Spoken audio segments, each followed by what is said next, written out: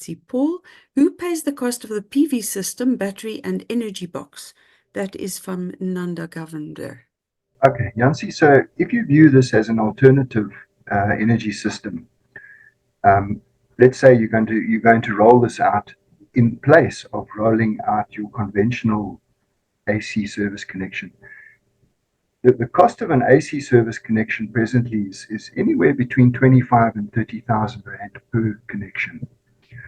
And it's a good question because I was saying, you remember we contribute to the DMRE's electrification fund through the Eskom tariff.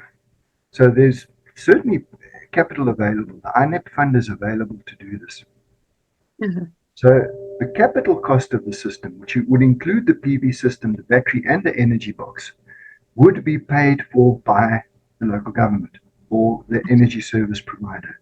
Yeah. And that's the trick, is to make this a working business model.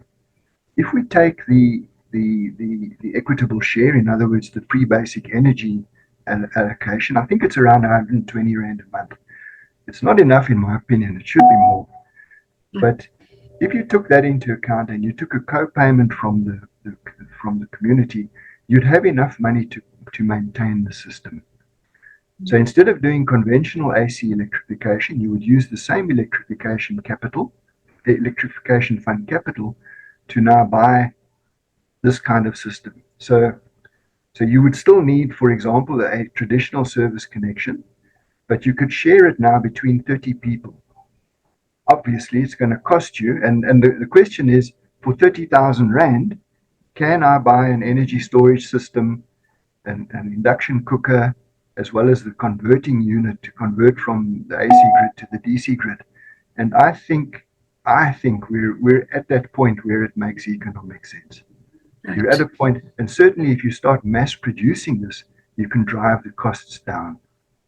Right. So I think this must be part of the system. The subsidies, remember at the moment what happens is that we cross-subsidize from our industrial customers. We kind of inflate the price to them to create a buffer or a subsidy for the low-income residential sector. And what I'm proposing here is that because we're going to start relying on a fixed cost energy source that's going to stay the same for the next 20 years, provided the sun shines, and I'm pretty sure it will, that we now start to displace the need to extract a cross-subsidy from business. Now that should help business to be more competitive, etc., etc. So I think that's the key behind this, is to find a way to make this thing self-sustainable. And over time, I think it definitely will be from that perspective. I hope that answers the question. Right, wonderful. Can I, living in the suburbs, can I make use of that solution as well? Or will that will be for informal settlements specifically? It's intended for informal settlements. Yes. I think a normal luxury house, you're going to, there you've got 2 geysers and you've got a stove and you've got large appliances that will require the conventional AC service connection. The idea behind this is to provide, it's kind of the 80-20 principle. If you can provide just 20% of the energy needed and make the life of that person 80% better, I think that was the underlying thought here. That's why when we went to the community, we asked them, would you accept this, where you might have been promised everybody a grid connection in the past. And the community does definitely seem to be open to that. And certainly from our point of view, it's a transitionary measure, but a permanent one, if I can put it that way. A utility grade transitionary measure. Yes. So I think we certainly need measures like that to buy time, as it were. Right, I'm just looking for this other question. Let's see. Etienne says, well done, Eskom. Oh, this is for the Eskom person. Let's just take questions for Mr. Vermeulen and Mr. Stone at the moment. Nozipo, you've got a question. Okay, can you hear me? Yes, I can hear you. Oh, Yes. okay. I didn't know where to unmute myself. Thank you. Thanks, Paul, for that very empowering presentation on that solution. I think it's very interesting. I just wanted to get a sense if you had probably tapped into the government sources of funding, since this is an initiative that is also targeted at the poorest of the poor, you know. TIA, I'm thinking of TIA and the DSI Sovereign Innovation Fund.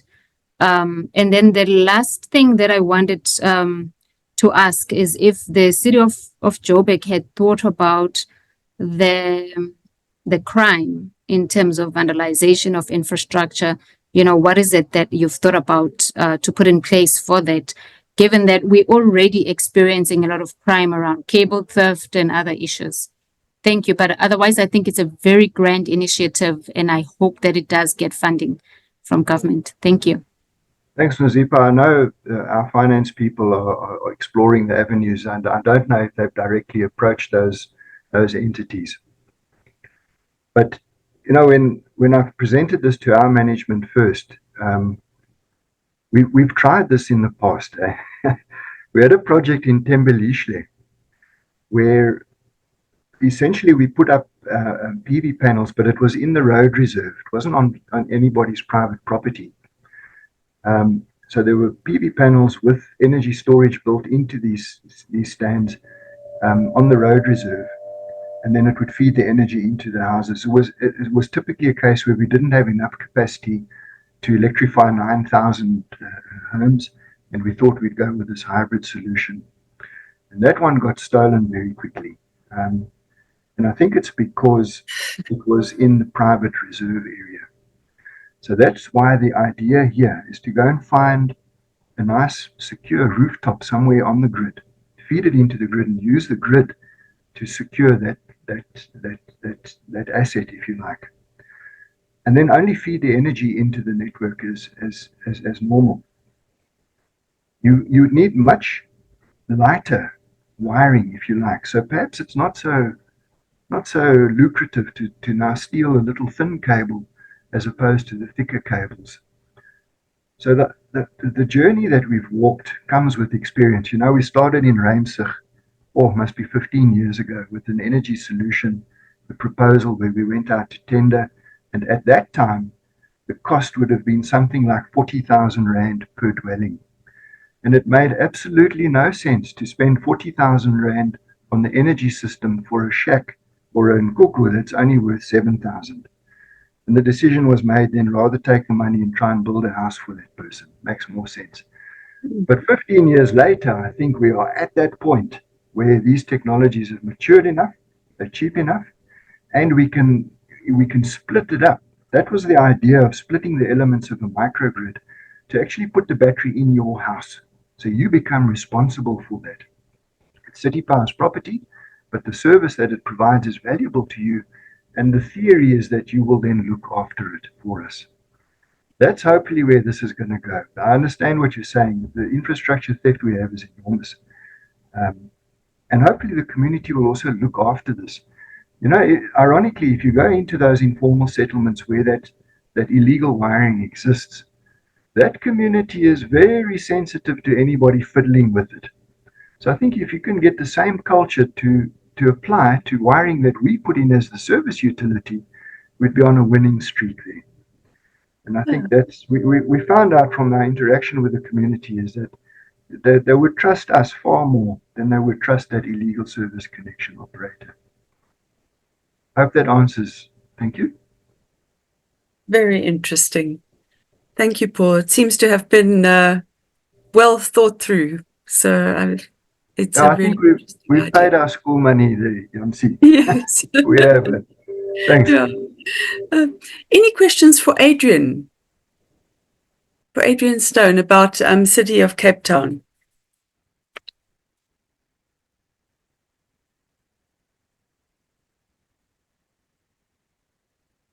I think people have forgotten what he said.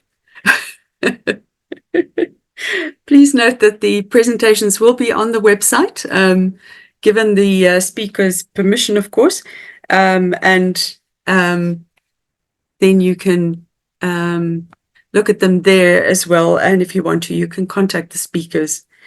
I liked what you said, Adrian, about Statler's law, that optimism is inversely proportional to the current load shedding, and that it has no correlation to seniority and experience. I think that is absolutely spot on. Our opinions are all skewed by the intensity of load shedding. Why did you call it Statler's law?